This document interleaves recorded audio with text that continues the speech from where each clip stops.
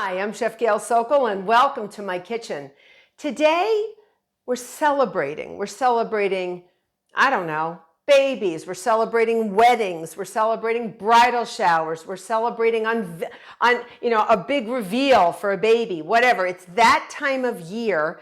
So I thought it might be fun to do a pink champagne buttercream.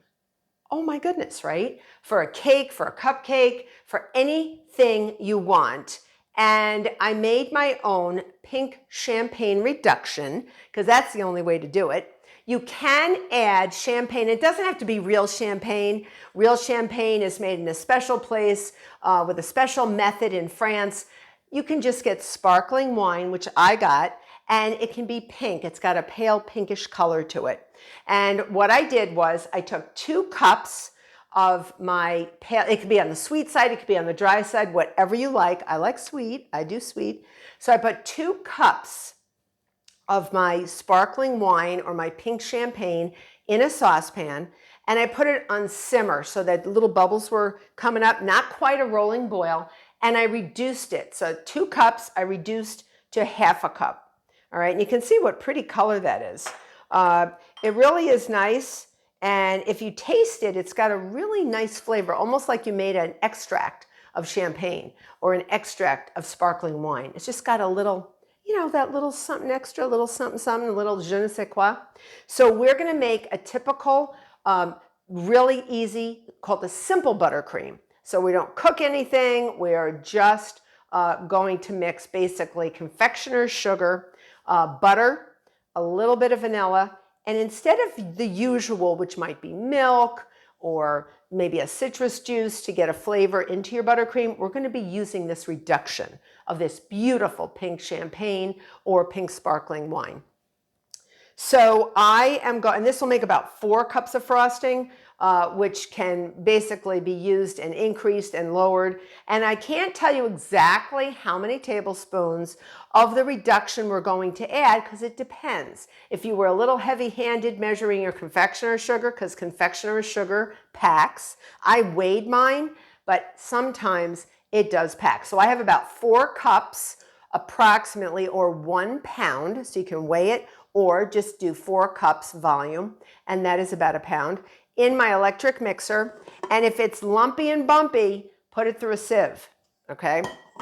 If it's not, don't worry about it. The newer it is that you just bought it, it tends to be less lumpy. If it's been sitting around your kitchen, sometimes moisture will get in there. And actually, confectioner's sugar is treated with a little cornstarch to prevent that from happening, but it does happen. So I'm going to add 3 sticks of softened butter, unsalted butter, and that has gotten nice and soft. I'm going to put that in my electric mixer. And I have a teaspoon of pure vanilla extract.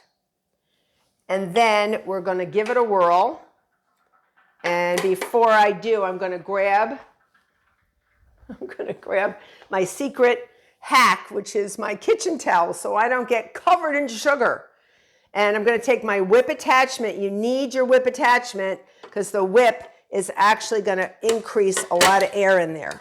All right, so make sure it's secure. Put it in, cover this baby up, and then go to warp speed. All right? Warp speed, Scotty. You can start out. Here we go. Here we go. Here we go. Hold on to your seats.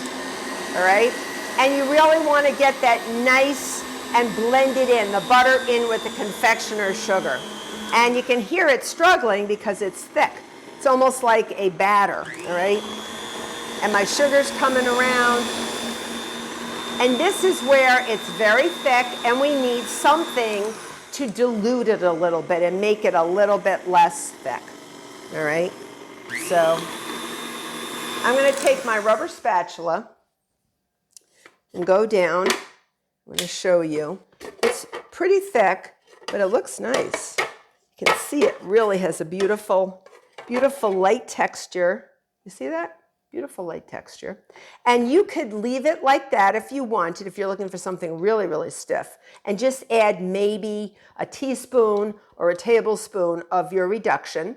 Now, Some recipes add the champagne or the reduction, not the reduction, actual champagne, without being reduced. And it can be very subtle, so subtle in flavor you don't taste any sparkling wine. Well, I want to taste it. I want to have a little bit of flavor. So I'm going to be very conservative. Don't go overboard because then you're going to have to add more sugar. So I'm just going to add a little bit, just a little bit. And it's going to be a very subtle color. And if we don't need any more, we're not going to add any more, but it is reduced. So the flavors are concentrated in our beautiful sparkling wine. And the color is not going to change that much. All right. So let me add, I added about a tablespoon. You can go as high as 4 tablespoons, but it's going to get thinner. So if you wanted a glaze, you could make a glaze out of it. I'm being very conservative because I want to pipe this. I want to put it through a piping bag with a tip, a really pretty tip, and pipe it. All right, so let's see how we did. And if you still feel it's a little stiff, we can add more. You see? It is still a little stiff, right? So let's see if we can get away with adding a little more. Remember, the more you add, the more flavor it'll have from the champagne. But this is lovely. This is really lovely. All right, so if you wanted to go more with the real pink sparkling wine theme, you could add a little tiny amount of like a rose-colored gel food coloring, like not even a drop. It would be very, very subtle. But I'm going to keep this au naturel and see if we can get a really nice flavor out of this without the gel. All right, I'm going to add a little more. I'm just going to go for it, okay? And again, depending on how much sugar you have in here, sometimes you'll need a little more, sometimes you'll need a little less.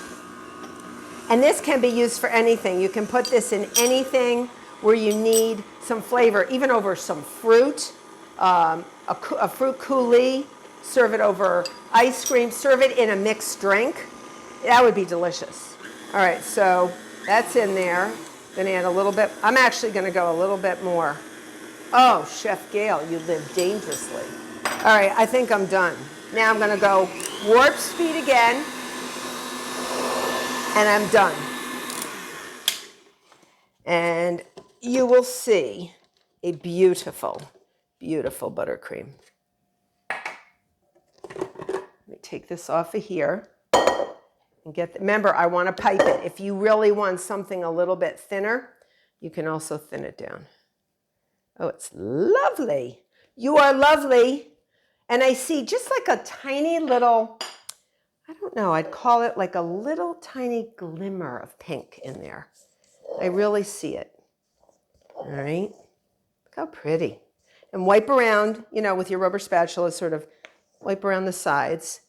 And this is a beautiful, pipeable buttercream that you can be proud of, a simple buttercream. So I hope you make this beautiful pink champagne buttercream for some wonderful event for friends or family. They'll love it. And I hope you become a subscriber. Till next time.